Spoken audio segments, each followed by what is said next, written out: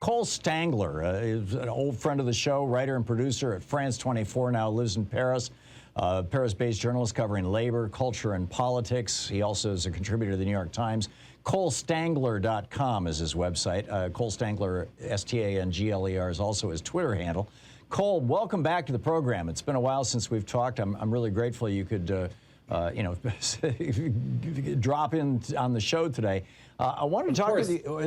Well, thank you. I wanted to talk with you about the French elections. Macron and Le Pen are going into the finals here, and it seems to me that the big issue that is hurting Macron, correct me if I'm wrong on this, is his embrace of neoliberal policies. But give us your take on what's happening right now first. Yeah, I mean, Macron has suffered tremendously, in terms of his popularity over the course of his presidency. And, I think it's important to remember, even when he was first elected in 2017, we had a real base of support. But when he was elected in opposition to Marine Le Pen, he benefited from an immense amount of support from people who wanted to simply prevent Marine Le Pen, the far right, from essentially taking over the country. And the problem is that over the course of these last 5 years, since Macron was elected in 2017, I think the fundamental problem is that he's governed the country as if he had a massive mandate for these extremely pro-business reforms that have contributed to increased inequality in France, that have contributed to freezing in spending on public services, that have contributed to frustrations among working class people and lower income people that we saw with the Yellow Vest movement. And that's really the fundamental problem here. And we saw, I think, the same problem exposed with the results yesterday, in which Macron, despite governing with this massive mandate, ultimately did not really have that strong of a score, around 28% in the first round. And now going into the runoff round against Le Pen, if you look at the polls, they're pretty close. And I think it comes back to this idea of Macron governing as if they had this huge mandate. And pretty clearly, I don't think it isn't the case. We're seeing it picked up in the polls right now. Yeah, I mean, he put through a massive tax cut for rich people. He's been weakening labor protections. Correct me if I'm wrong on any of this. And there's a movement in France from the far left, and Jean-Luc Mélenchon, if I'm remembering correctly, is the... Yeah, Mélenchon, yeah. Yeah, he got 21% of the vote. I mean, he was like within spitting distance of Le Pen. And he's out there saying it's time for us to bring our jobs back home. I mean, let's even back off a little bit on this globalization stuff and bring back some of the French manufacturing to replace some of the Chinese goods. Or am I, I mean, you live there. I don't. Am I misreading that? No, I mean, yeah, Mélenchon got a lot of support. A really, in a lot of ways they're different, but in some ways they're the same. They're similar, at least in terms of the coalition. A very Bernie Sanders-like coalition composed of some amount of working class people who lean to the left, which is significant in a time in which the left has lost so much of its historic links to unions and the working class. So that chunk of support, Mélenchon led among young voters, so aged 18 to 24, voted in significant numbers for Mélenchon. Macron was below in third when it comes to younger voters, behind Mélenchon and Le Pen.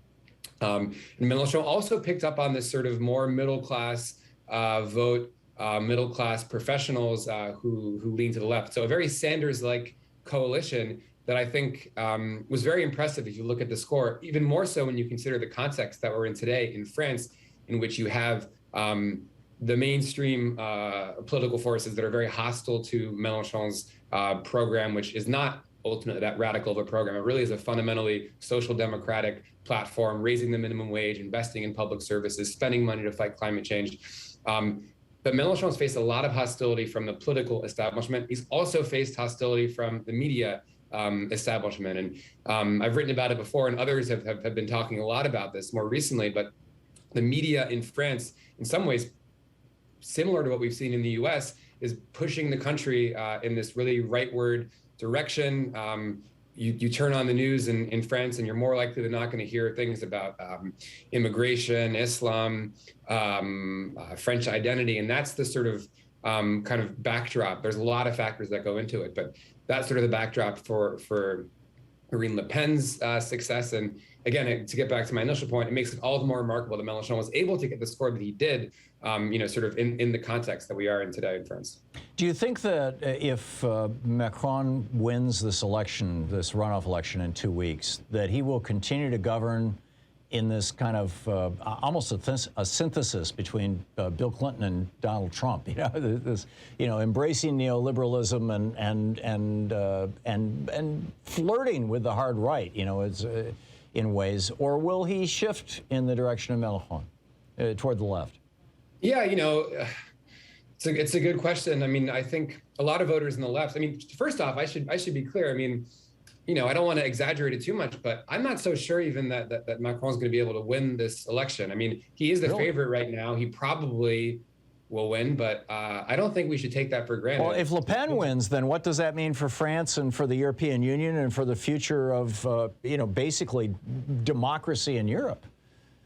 Yeah, I mean, I think it would be pretty catastrophic if Le Pen won the election. If you look at her program, now as we're having to take this prospect more and more seriously, people are looking more carefully at this program, and legal experts have pointed out that you have a number of elements in here that are flat out unconstitutional or would be considered unconstitutional. Having a referendum on immigration, giving additional rights to French nationals, reducing rights for people that have dual nationality. She wants to get rid of the giving French nationality to people if they're born on French soil, that they can obtain it after a period of time if they're born to foreign parents, etc. All these proposals that aren't just heinous on a sort of moral, ethical, social level, but also pose a lot of legal problems. And people, if you look at this program, the parallel would be maybe something like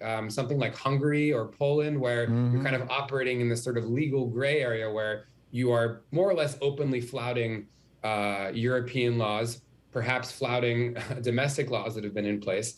And so it's extremely concerning. And then not to mention, of course, perhaps, to draw parallels to the US, again, what we saw after Donald Trump's election, the way that it legitimized further, really vile strains of thought against Muslims, against minorities, Black people.